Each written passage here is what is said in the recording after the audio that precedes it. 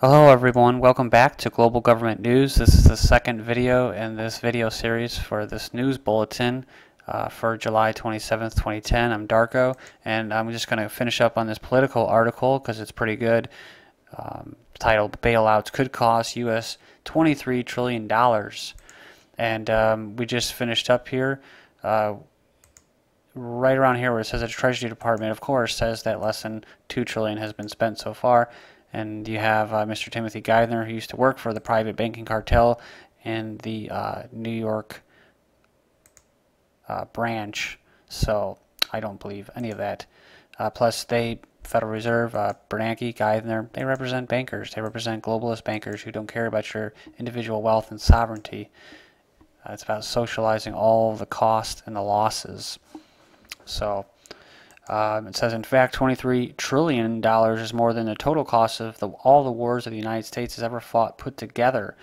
World War II cost $4.1 trillion in 2008 dollars, according to the Congressional Research Center. It says even the moon landings and New Deal didn't come close to 23 trillion. It says the moon shot in 1969 cost an estimated $237 billion in current dollars, and the entire Depression-era Roosevelt relief program came in at $500 billion, according to Jim Bianco. Man, that's still a lot of money, though. Damn, dude.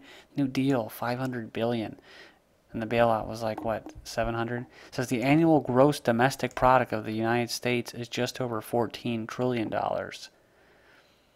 Treasury spokesman Andrew Williams downplayed the total amount could ever reach Borowski's number. The $23 trillion estimate generally includes programs at the hypothetical maximum size envisioned when they were established. It was never likely that all these programs would be maxed out at the same time. Says still, the eye-popping price tag provoked an immediate reaction on Capitol Hill. Quote, the potential financial commitment the American taxpayers could be responsible for is of size and scope that isn't even imaginable. Republican Darrell Issa, Republican from California, the ranking, blah, blah, blah. If, quote, if you could spend $1 million a day going back to the birth of Christ, that wouldn't even come close to just $1 trillion. $23 trillion is a staggering figure. And it says congressional Democrats say they will call for Treasury to meet transparency requirements suggested by the Inspector General, said a spokesman for the Oversight Committee. The American people need to know what's going on with their money. No, they don't. They need to be good little slaves and keep working hard and harder and getting less for their pay and less for their work, so they can go around and spend their inflated Federal Reserve notes. Well, they're saying that they're deflated right now, but either way. Shifting to the Afghan Wikileaks news, because that's kind of big news. It says the big war boost clears Congress despite Afghan leak. Congress sends Obama $33 billion in major Afghan war boost, dismissing leaked document. And this is kind of important. This is from CBS News, and it says this is actually carried by the AP, and it says the House on Tuesday sent President Barack Obama a major war funding increase of $33 billion to pay for his troop surge in Afghanistan, unmoved by the leaking classified documents that portray a military effort struggling between 2004 and 2009 against a strengthening insurgency. The House voted 308 to 114 to approve the spending boost for the additional 30,000 U.S. troops in Afghanistan. Other non-war provisions brought the total bill to nearly $59 billion. And of course, it's kind of funny, right? Because Obama said, oh, we're going to end the war in Iraq. Well, yeah, he did. Well, he didn't really. We still have troops there, and we still have the biggest base in the world, but they just shifted the troops from Iraq to Afghanistan. And it's my belief that they will be shifted to Pakistan, which we've already had troops around Iran and in that area. But it says from Obama on down, the disclosure of the documents was condemned by administration officials and military leaders on Tuesday, but the material failed to stir new anti-war sentiment.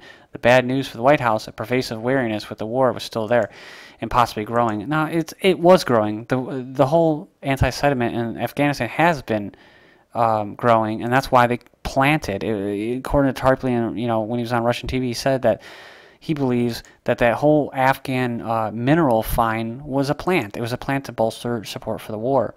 That was right around the time that General Petraeus, right after passing out in a committee with John McCain over the war on terror, was appointed as the leading general in Afghanistan in the Afghan war.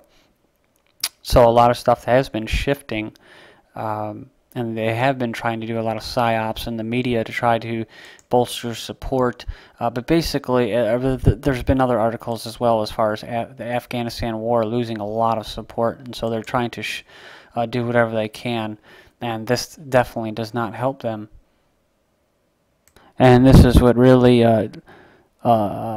really gets me, right? Republicans who are supposed to be conservatives, but they're not. They're fascists, which means they're warmongers, just as much as Obama and Democrats are, except this time, look at Republicans in Congress were still strongly behind the boost in war spending. But there was unusually strong opposition from members of Obama's own Democratic Party. All but 12 of the no votes in the House came from Democrats. So they were trying to bolster support, and they were trying to bolster support for what? So that they can sign that bill. But it doesn't really matter anyways, unless people were extremely aggravated and awoke to the truth of what is going on. They're going to keep passing bills, and the wars are going to continue. But this says New York Times crawled to Obama for instructions on Wikileaks Docs. This is from Infowars.com. And it's actually on another website, another news website as well. It says it is not news that the corporate media is a lapdog for the government.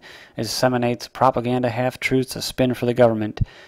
This became apparent prior to the leak excuse me, of classified documents by WikiLeaks earlier this week. According to Yahoo's Michael Calderon, the Obama administration was very pleased with how the New York Times dealt with its semi-exclusive access to the documents, writes Alex Perrine for Salon. Quote, Times Washington Bureau Chief Dan Baquet took reporters Mark Mazzetti and Eric Schmidt to the White House last week to brief the administration on what they planned on publishing. So you see, that's a free press, guys.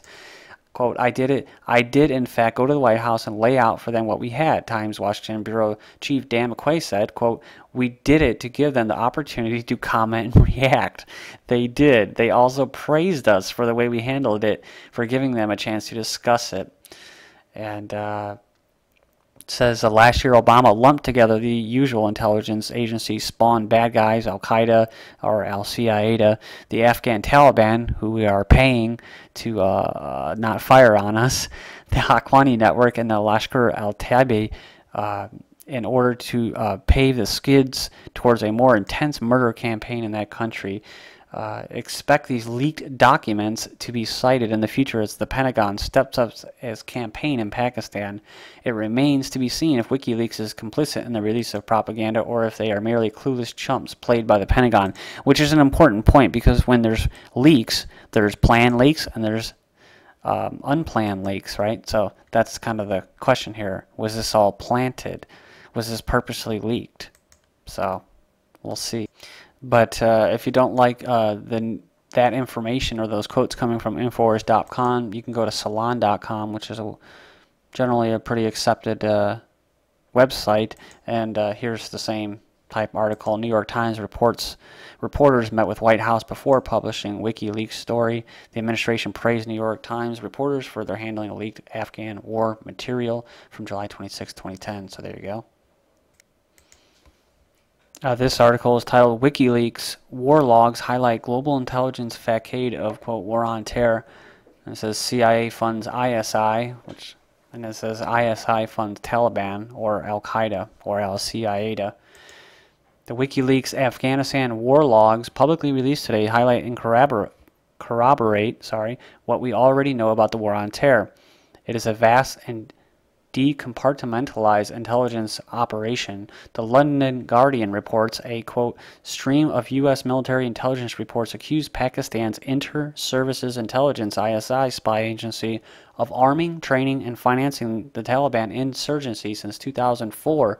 The war logs revealed bringing fresh scrutiny on one of the war's most contentious issues. Said the reports are said to have been mostly collated by junior officers relying on informants and Afghan officials, prompting one senior U.S. intelligence officer to describe them as a mixture of, quote, rumors, bullshit, and secondhand information.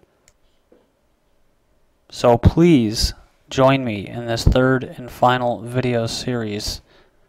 Thank you.